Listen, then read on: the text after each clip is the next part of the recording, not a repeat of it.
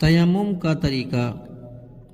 تیمم کرنے کا طریقہ یہ ہے کہ اول دل میں نیت کرے، پھر دونوں ہاتھ کی انگلیاں کشادہ کر کے پھیلا کر زمین پر مارے، اور زیادہ لگ جائے تو جھاڑ لے مٹی، اسے سارے منہ کا مسح کرے، پھر دوبارہ دونوں ہاتھ زمین پر مار کر داہنے ہاتھ کو بائیں ہاتھ سے اور بائیں ہاتھ کو داہنے ہاتھ سے کہنیوں سمیت ملے۔ یہ ہے تیمم کا طریقہ۔ پھر سوال کرنے والوں نے سوال کیا کہ زبان سے تیمم کی نیت کرتے وقت کیا کہیں؟ تو جواب یوں کہیں: نویت ان اتیمم تقربا الی اللہ۔ سوال: تیمم کا یہ طریقہ وضو کے لیے ہے یا غسل کے لیے کیا گیا؟ تو تیمم کا یہی طریقہ وضو اور غسل دونوں کے لیے ہے۔ سوال: اگر وضو اور غسل دونوں کا تیمم کرنا ہو تو ہر ایک کے لیے الگ الگ تیمم کرنا پڑے گا یا ایک ہی تیمم دونوں کے لیے کافی ہے؟ جواب: دونوں کے لیے ایک ہی تیمم کافی ہے۔ تیمم میں کتنی باتیں فرض ہیں؟ سوال کیا گیا کہ تیمم میں کتنی باتیں فرض ہیں؟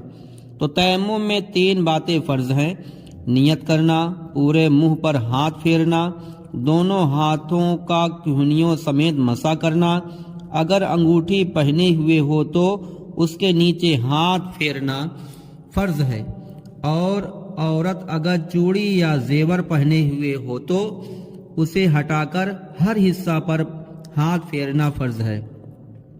سوال کیا گیا کن چیزوں سے تیمم کرنا جائز ہے؟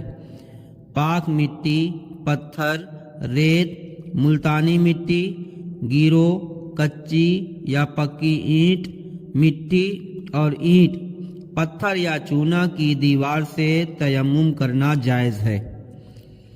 سوال کیا گیا کہ کن چیزوں سے تیمم کرنا جائز نہیں؟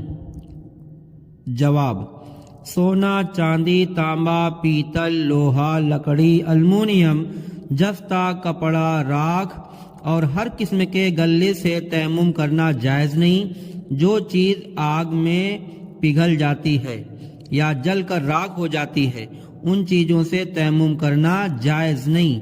ہاں، اگر ان پر گرد ہو، مٹی لگی ہوئی ہے ان چیزوں پہ، تو اس گرد سے تیمم کرنا جائز ہے۔ سوال کیا گیا کہ تیمم کرنا کب جائز ہے؟ جب پانی پر قدرت نہ ہو تیمم کرنا جائز ہے۔ اب پانی پر قدرت نہ ہونے کی کیا صورت ہے؟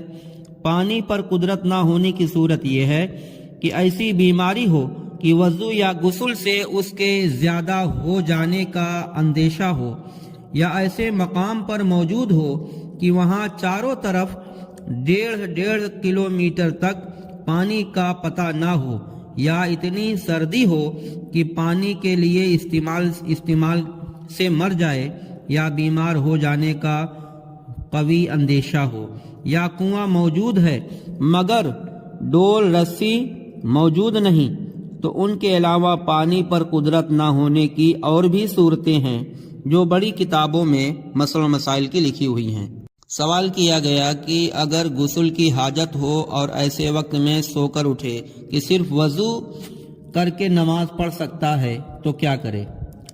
جواب: جسم پر گندگی لگی ہوئی ہے، نجاست لگی ہوئی ہو تو اسے دھل کر غسل کا تیمم کرے اور وضو کر کے نماز پڑھ لے، پھر غسل کے بعد نماز دوبارہ پڑھے۔